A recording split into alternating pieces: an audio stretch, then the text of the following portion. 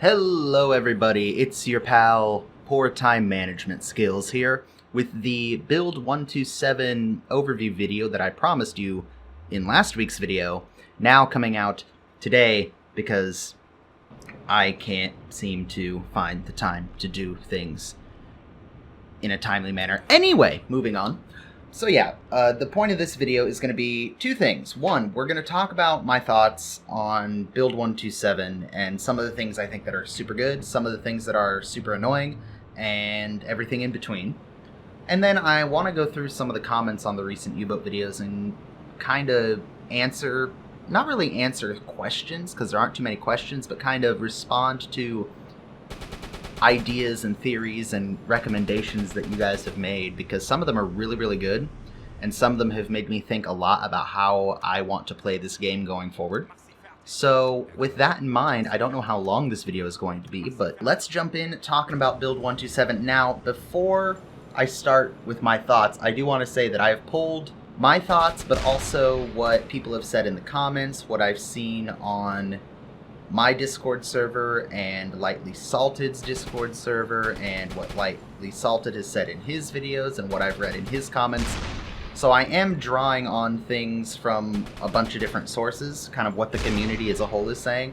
So if I say something that sounds like exactly something Salted said in his video, please don't be like, well, actually, Salted said that in his video and you're just plagiarizing him. I'm pointing it out because it is a good thing to be aware of, and he noticed it before me, so good job to him.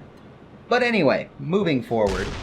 So, Build 127, first of all, big props to the developers of Uboat, Deepwater Studios and Playway. They are producing such good content, in my opinion. No matter what I say about Build 127, their game is really good, they're keeping it well updated, they're keeping in touch with the community, and they're excellent. They're a fabulous small studio. I hope they do all sorts of wonderful things going forward. But specifically about Build 127, overall I think the build is good. It is fantastic. There are a few things that worry me, or not worry, that annoy me. Firstly, the crew management system. First of all, this seems to be something the community is 50-50 on. Both my community, Salted's community, everything. From my experience, it seems to work fairly well. I haven't had too many problems with crew members not doing what I want them to. There are exceptions to that. I've had crew members just standing idly, and it's taken me a minute to figure out, well, why aren't they... For example, I have a leadership crewman, ironically enough named Lightly Salted, who will stand there idly even though I've set his two main priorities to be navigation at a 9 and lookout at an 8. And he is supposed to be kind of the night watch when the two other leadership officers, the captain and the navigator, are asleep. I'm not sure why he doesn't work if both of them are asleep. Maybe it's because it's night, so he won't get any benefit from looking throughout any of the scopes, but also the navigation's already been done or is not so bad that it needs to be done again. I haven't quite figured out perfectly all the little tweaks and rules as to why certain people won't do certain jobs when, but overall the crew seems to get up when I want them to get up, do the tasks that I want them to do, go to bed when they're tired. The only time that gets out of whack is when I manually tell them to do something and forget about it. For example, if I manually tell a crew member to go to bed during combat, maybe it's the captain, he's been on the UZO tracking these targets and is getting tired. I'll swap him out with one of the other leadership officers and command him to go to bed, even though it's technically his work time, and I'll forget to undo that. So if you tell a crew member to do something, the task icon next to their little picture in the bottom right corner will be highlighted orange, have an orange ring around it. If there's an orange ring around it, whatever the person's doing, that means you commanded them to do it, and they will not stop doing that until you release them. So that's something I had to kind of learn, is you can override the schedule, and whatever you tell them to do that's not on their schedule, they will continue to do indefinitely until you tell them to stop, regardless of how tired they are or whether it's profitable. So keep that in mind if you're using the crew management system. Same thing with the crew. I think I have a good setup for what their tasks should be on shift. It seems to be working out. My morale is good. There's crew to work the diving planes. There's crew working in all the various areas that they need to be. Assigning crew to the officers has been pretty good. In the task menu, making sure that, for example, if the captain wakes up and goes to the targeting site on the conning tower, he automatically has 2 people assigned to help him right away to get maximum use out of that. Same with my engine crew, my chief engineer. Same with anyone who's running the navigation station. So that's worked out pretty well.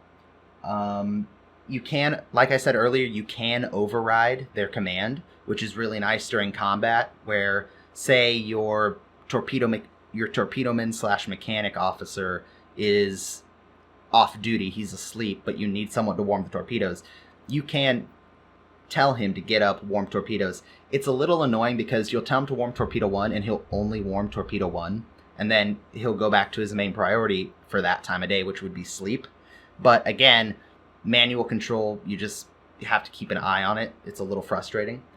One of the thoughts I had for that would be to add an alarm shift, a separate shift for the crew and the officers for when the ship is in combat.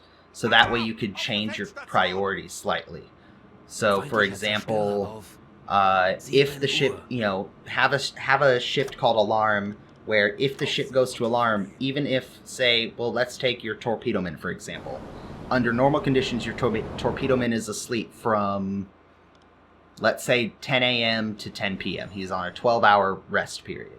And you get into combat right in the middle of that shift at, like, 2 in the afternoon. If alarm goes on, and it switches over to this, alarm shift that we're thinking about, his priority during the alarm shift is warming torpedoes, which means now that we're under alarm, he should get up, start warming torpedoes. Same with the engine crewman. Maybe he's normally operating the engine, but once alarm hits in, his primary job is to manage the diving planes so that you stay at a good depth for periscope depth or whatever it is you're doing. Same with the radioman. Typically, if you get into combat, you're going to dive so you can't be seen. So having the radioman go from being on the radio when not in combat to being on the hydrophone when in combat would be helpful. Also, if you come into combat at night, it would be super helpful to wake all your officers up automatically. Now, there is another group of people who play who say this is making the game too easy. Salted is one of those people. I do not disagree with that. Personally, going forward, I would probably turn off the advanced crew management just for myself, because it is nice to have the crew automatically cycle through while you're time accelerating to a new location, but it does take away a little bit of the crew management part of the crew management game that is Uboat. I don't think it's a bad feature at all. I think it's a good feature for people who enjoy it, but I like the fact that you can turn off that feature, and that's a thing I like about a lot of the features of Uboat is you can turn off crew management. You can turn off hardcore mode. You can turn off the realistic time acceleration. You can make the game as realistic or as arcadey as you're comfortable playing, and I think that's really cool. So all in all, the crew management system, it's kind of a 50-50. I think it's super useful for newer players that maybe don't want to do the hardcore managing the crew part of the game and want to focus on the ship sinking part of the game. But the fact that it can be turned off for the people that want the full experience of telling the crew, you need to do this, okay, you go to sleep, I need you to wake up because this is happening. I like the fact that that's an option too. So again, I think it's a good feature, but personally for me, I'm probably going to turn it off going forward. I am going to have to still play with it because I don't want to reload my new save because I've reloaded too many saves and I actually want to get further than 3 months into a game. But in the future, if I have to load a new save, I'm probably going to turn off the crew management feature. We just talked about it a second ago, so let's just bring up the new realistic time compression. If you haven't messed with it, essentially what the realistic time compression does is, in the dynamic time compression, time and movement on the map aren't always to scale. It depends, are you close to shore? Are you in open ocean? Are you in combat? If you're in combat or close to shore, the time and speed are a little bit closer to scale. Once you're out in the open ocean, you tend to move faster than you really would.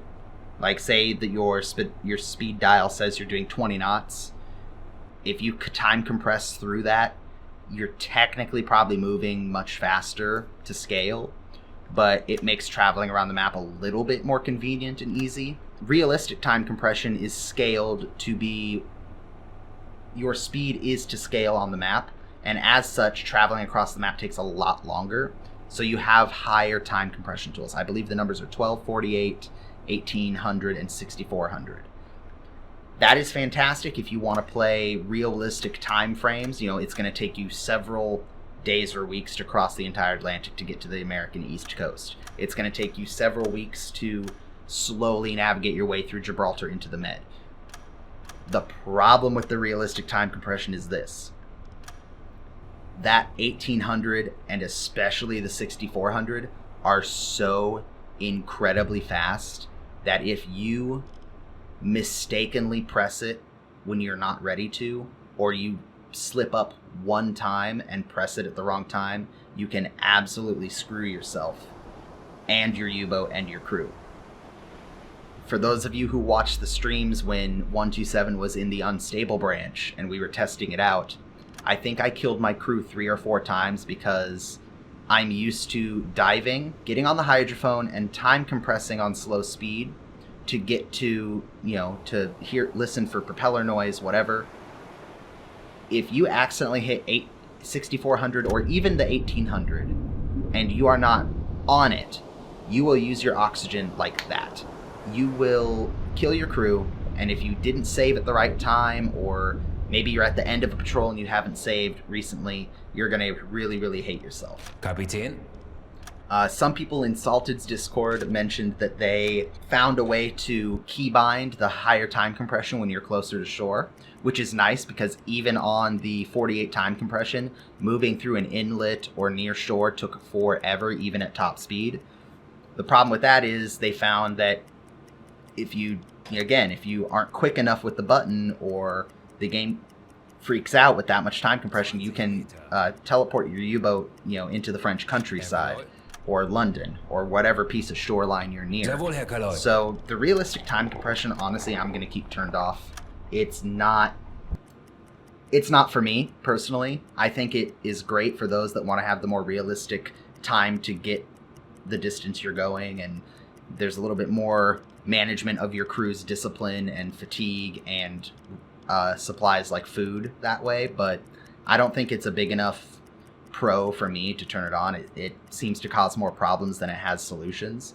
So I'm going to keep the realistic time compression off personally, but if you like it, God bless, continue on. Quite possibly my favorite feature that they've added in this patch are all the new ships. Now, I apologize that I do not have the proper video clips to show you guys of some of the new ships, but let me pull up the Build 127 testing branch information from a few months ago, or a few weeks ago, whenever it was. I don't actually remember. So the new ships they added, a lot of tankers. We got 1, 2, 3, 4, 5 different tankers of varying nations and sizes. We've got some new warships, which, is always terrifying. We got some sloops, new destroyers, some frigates, more destroyers, a light cruiser for the Russians, and a heavy cruiser for the English. Fantastic. The other thing I've noticed is there tend to be more larger convoys. Just the other day, or just today actually, I ran into a very large convoy with the Illustrious in it. Unfortunately, the game crashed, so I don't have recording of that. Yay. But yeah, a lot more variety of ships, much higher chance of seeing bigger convoys. Also, the convoys are actually arranged as they would be. The escort ships are on the outside, so the destroyers, carriers, the cruisers, everything is on the outside, the freighters are in the inside. So it makes getting to your target a little bit harder. And the sonar, the AI for the enemy warships seems to have been drastically improved. They are much more cunning and much more likely to kill you. So proceed with caution. Along with the convoys comes convoy attacking with other U-boats. Now, this is probably my least favorite thing that's been added this patch.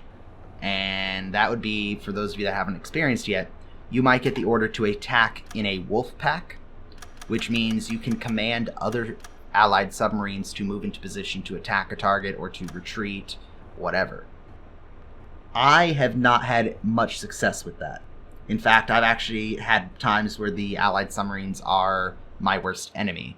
I've had times where I'm setting up on a convoy and an allied submarine is nearby, and for whatever reason the allied submarine thinks it's a great idea to surface and start firing its deck gun at the convoy, causing them to scatter. I've had U-boats almost run into me. I've had torpedoes almost hit me. My least favorite thing is you'll be time compressing to your target location or to your patrol area, and you're constantly randomly running into allied U-boats that are slowing down your time compression, because they're considered a target, and if you come too close to them, your time compression slows down.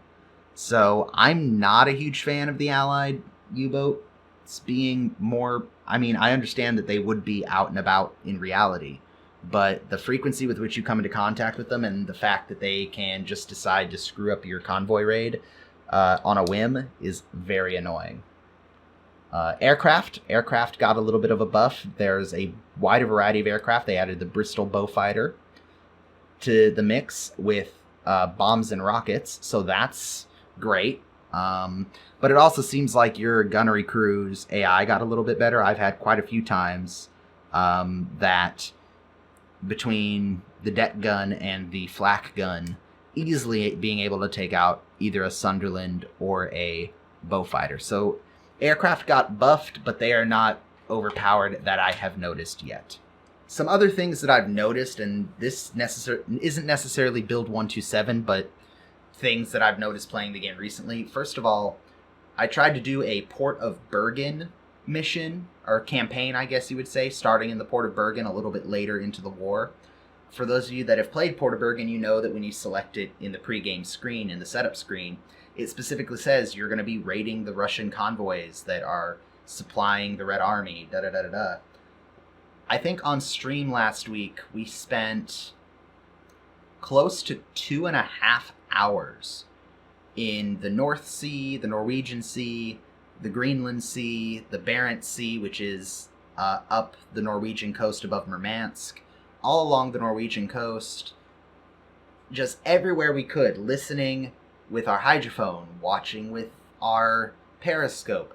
We did 2.5 hours and almost a load and a half worth of fuel, and did not hear or see a single enemy vessel. So I don't know if this is something that the rest of the community has had a problem with, but it seems that any missions to the north of England and Germany up in the Arctic convoy routes are dead or bugged or something, because it was definitely the right time of year, or right time of the war for there to be convoys going that way. We even just went up to the port of Murmansk and Archangelisk. I can never pronounce that right. But yeah, we sat there, listened on the hydrophone, watched out the periscope, nothing. Dead air. So that's a little disappointing, because I would have loved to do a little bit of northern convoy raiding. Hopefully that gets fixed, or has been fixed. I haven't really tried it since some of the hot fixes came out the last couple days. Another issue that I've noticed, and I'm sure I see a lot of pictures of this all the time in the Steam discussions page for U-Boat, the community tab. There was another stream about a week and a half ago where we tried to do the Portsmouth raid, and the battleship Nelson was supposed to be there. Load the mission the first time, the battleship Nelson is glitched out on the docks. So, go to my last save outside the port, go back into the port. The battleship is in the water. Cool. Fire the torpedoes. The battleship was stationary. As soon as I fire my torpedoes, it steams forward about 400 meters at a knot and a half about, and then comes to a stop, and all my torpedoes miss, hit the shore behind them, alerting the entire dockyard, and then the Nelson beaches itself.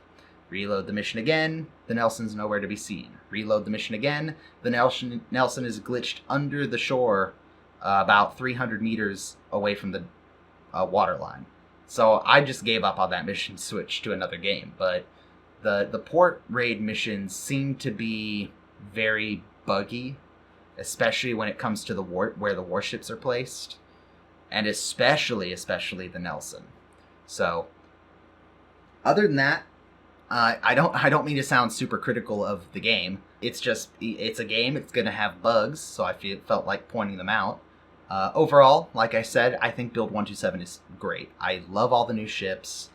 I think the crew management and time compression are good. I think they're good additions. Time compression is a little buggy and needs to be worked on. Crew management is not as buggy, but again, I don't think it's going to be for everyone. I think some of the more hardcore players are probably going to want to shut it off. But overall, good build, and I can't wait to see more from Deepwater. Alright, so on to the second half of this video where I look through some of your guys' comments and questions. Because some of them, like I said, are really good and have made me really think about what I would like to see out of this game.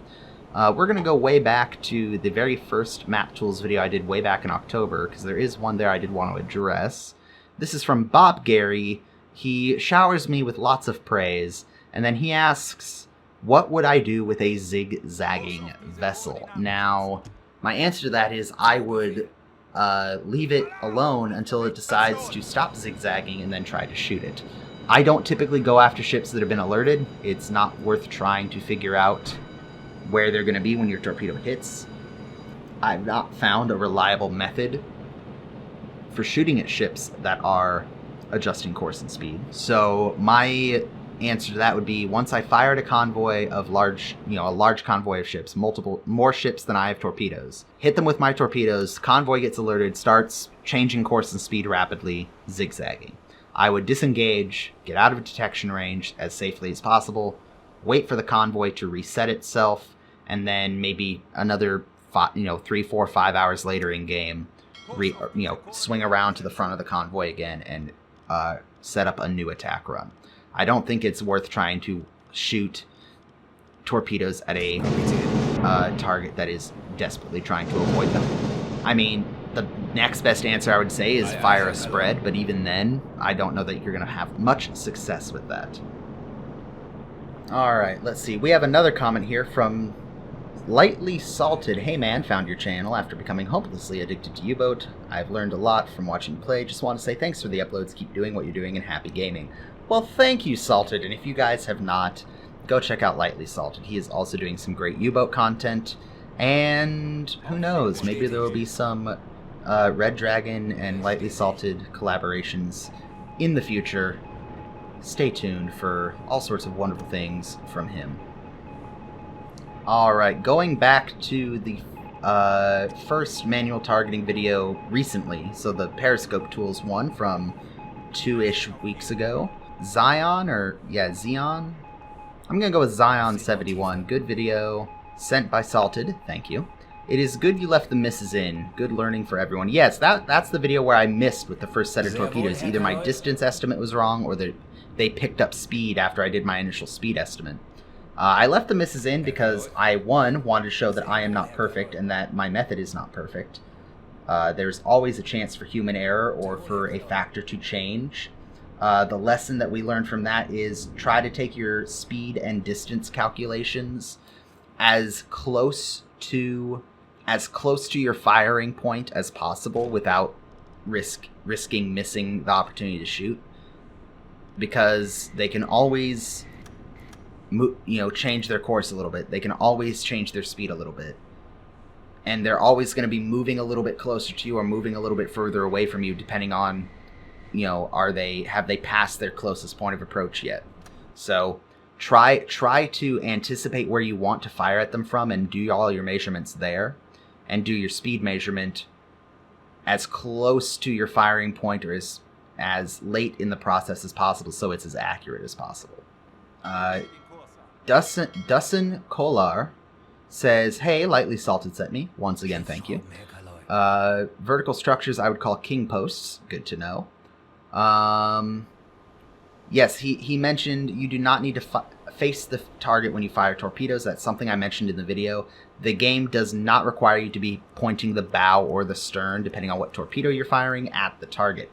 It will automatically turn the torpedoes in the water to face the bearing they need to travel down. More on that in a minute. There's another comment I want to touch on that kind of brings in 2 or 3 of the things that I'm mentioning. Are there any advantage to setting a different torpedo speed and depth? In reality, yes, there would be many advantages to setting torpedo speed and depth. You would increase the torpedo speed in order to make it reach the target faster or slower. That could also help when targeting ships that are moving faster, or in the case of steam or electrically driven torpedoes, the faster they're going, the more of that built up energy, whether it's electrical or steam pressure that they're using. If you slow the speed down, they can maintain that slower speed over a longer distance. So if you're shooting at a longer distance, you may want to slow the torpedo down so that it can actually make it to that distance. As far as depth goes, if you have a big ship like the illustrious carrier or a big tanker with a very deep draft, meaning a very large amount of the ship underwater, you may want to lower the depth of your torpedo to strike deeper under the waterline. Or, I do believe, do not quote me on this, I'm not a historian or a naval expert, but I believe one of the excellent ways to sink a ship with a torpedo is to not hit the side of the ship, but to try to have the weapon detonate under the ship, under the keel, and actually break this main structural support of the ship, the keel that runs from bow to stern. The problem is, in the game, messing with the depth right now really bugs out the torpedoes. It makes them go way deeper than they should. I know I'm not the only one that's experienced this. I think Salted has said he's experienced it, and a couple other people across the various different community chats and Discord servers. So I would not right now mess with the depth of your torpedoes. The spread of your torpedoes, however, seems to work fairly well. Spread is how far apart are they going to strike at the distance measured for them to hit the target. If you're shooting a much larger ship, you may want to spread that distance out a little bit so that you get more damage across a wider section of the ship. If you're shooting at a target that's fast moving and hard to hit, you may also want to set a spread that is going to give you a better chance of hitting the target. Maybe it's a target that is changing course, changing speed. Again, don't quote me on that. I am not an actual submarine captain, nor have I ever targeted torpedoes in an actual vessel in real life. But theoretically, yes, changing the speed and spread and depth of the torps should help you, but some of it is a little buggy in game and not perfect. Depth especially. So be careful. Alright, jumping forward to the most recent U-boat targeting video, the no periscope, no problem. We have a couple of interesting ones I want to point out on here. MaxB mentions, just one note, if the game rounds the distances when the circle changes, when the compass tool measurement changes from 3 to 4 kilometers, the real distance is not 3 but 3.5. I did the math, and it should be appearing on screen now. The game does round your inputs to the targeting information panel down in the bottom left corner. If you punch in the speed of a ship as 4.356 knots, it'll round it down to 4 knots. If you punch in 1,395 meters as the distance, it'll round it down to 1 kilometer.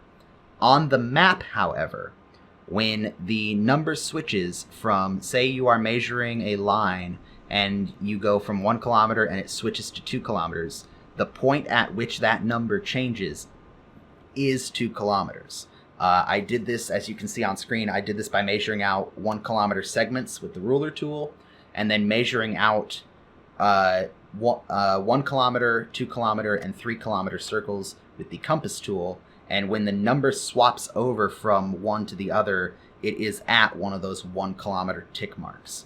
So Max, that is an excellent thing that I did not consider when measuring the distances, but after double checking, I can confirm that when the number changes on the ruler, it is the correct point, if that makes sense. It is not a round. So I can confirm that if you are measuring a distance on the map with one of the measurement tools and it swaps from one number to the next, like from 1 kilometer to 2 kilometer, it is that higher number. So when it swaps from 1 to 2, that place where it changes is 2 kilometers or 3 kilometers or whatever measurement it is saying.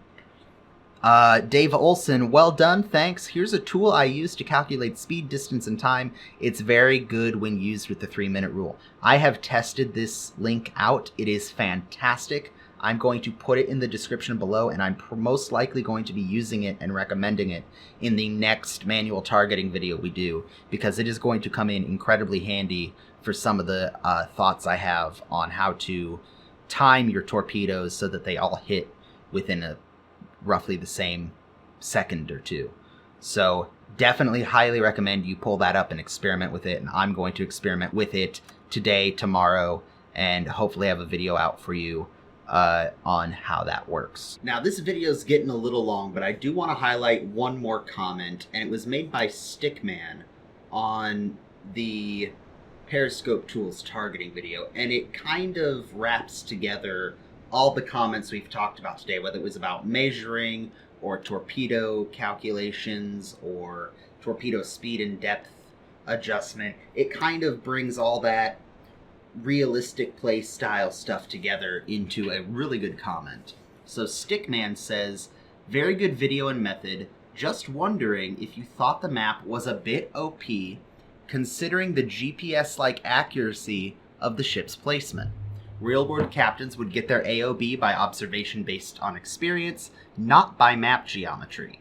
I try to do it the same way, but to each their own, not telling anyone how to play, just asking for thoughts. I'm wondering if we might see a bit more of a hardcore version of the map that is not so accurate in later versions. A mod for Silent Hunter 5 did something similar. So that's a whole lot to unpack. Essentially what he's saying is U-boat captains didn't do as much math and measuring as we're doing in this game, or at least as I'm doing in this game. They had a lot of experience, a lot of practice being able to do it by thumb, by eye, by knowing that, oh, that's a British tanker, it moves at this speed, they typically do this, so I know I need to fire my torpedo here and it'll hit the target at this distance every time. Super quick, easy mental math because I've done it so many times. The reason I gravitated toward using the map tools is because with my life experience, hiking, being an outdoorsman, learning map and compass in the Boy Scouts, it made sense to me, well, I know I have a target, I know I have a compass tool and a map that tells me what north and south is and that it's oriented correctly. So with the tools I have and that knowledge, I should be able to measure its course. And if I can measure distance it travels over time, I can find its speed. And if I have a tool that will let me measure out ranges and I can plot his course, I can estimate the distance that he'll be at when I fire a torpedo. And if I know the distance my torpedo travels and the speed it travels at, I know the time it takes for it to get there. And if I know that, I know when I have to fire my torpedo to give it enough lead that the ship and my torpedo run into each other. That's why I naturally gravitated toward the map tools. However, it is OP for the map to give you that top-down helicopter view of each ship, and you're able to precisely pin on the map where the ship is and then draw your course from there. The way I would like to see it in the future, and I don't know that I would ever play the game this way 100% all the time, but I would absolutely love to try it and test my skill, would be to not give you the automatic ping of where the ship is when they come in your detection range. Rather, I would like to see where you have to take the periscope, measure the distance that the ship is from you, and the bearing the ship is from you off your boat. So if it's directly in front of you, it's 0. If it's off to the right 90 degrees, that's 90 degrees. If it's off to the left 90 degrees, that's 270. It's those numbers that are at the top of the periscope. The way I would like to I would like to try to do it is point my periscope crosshairs at the bow of the ship, take a distance reading and a bearing reading, and using that information, I can plot a point that is that many meters away on that bearing from me, and that's where I'm estimating the ship to be based on my measurements. A few minutes later, I take that same measurement of distance and bearing, and that gives me a second point on the map, and you can keep doing that to plot the course of a vessel, or an estimated course of a vessel. Now you have those points that we do already, only you've estimated it using your tools on the boat, not a top-down view that a commander wouldn't really have.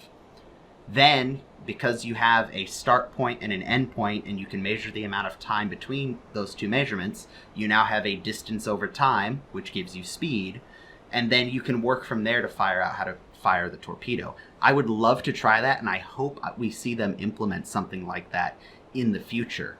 I think you could definitely still have the map and need to use the map, but having the big red ship icons and being able to see a helicopter view of the actual ship in the water is a bit OP. But again, this is a video game, and that's what I kind of like. I like that there is that sliding scale of difficulty, that if you're newer to the game, you can slide it down and have no crew management, and the crew helps you target the torpedo, and time compression is super easy, and you can see when you're detected. And as you get better and better at the game, you can slowly ramp up the difficulty where you're targeting the torpedo yourself. You know how to target a torpedo if you don't have your periscope available, or if it's night and you can't see. You have to consider colliding into objects if you have collision damage on. I like that you can slide the difficulty back and forth depending on your skill level, and I think making the map more of a map, just a piece of paper that you can draw lines and points and theorize where ships are, as opposed to having essentially a satellite map of the battlefield. I think that's the next hardcore step, along with making it that you have to consider the direction your ship is pointing, because to my knowledge, most World War II torpedoes do not leave the tube, turn 90 degrees down the bearing it's supposed to fire. You had to have the boat pointed down a pretty narrow corridor of angle to be able to get the torpedo on target. But that was a very long answer to it's actually a very short answer to what was a very complex question, but I'm glad Stickman asked it, because that leads into the end question of today's video. The first question being, what do you guys think of Build 127 so far, and U-Boat in general? What do you want to see in the future? Are there any features you're hoping they add? Another thing I'd like to know is what difficulty level do you play at? Do you play at Super Arcade Easy mode, or are you trying some manual targeting and some strategy and trickery against the Allied convoys? As always, please leave comments below with your thoughts, and if you're interested, feel free to join our Discord server. There is a link in the description below. And if you're interested, Mondays and Wednesdays, noon Pacific Standard Time, I typically stream over on Twitch.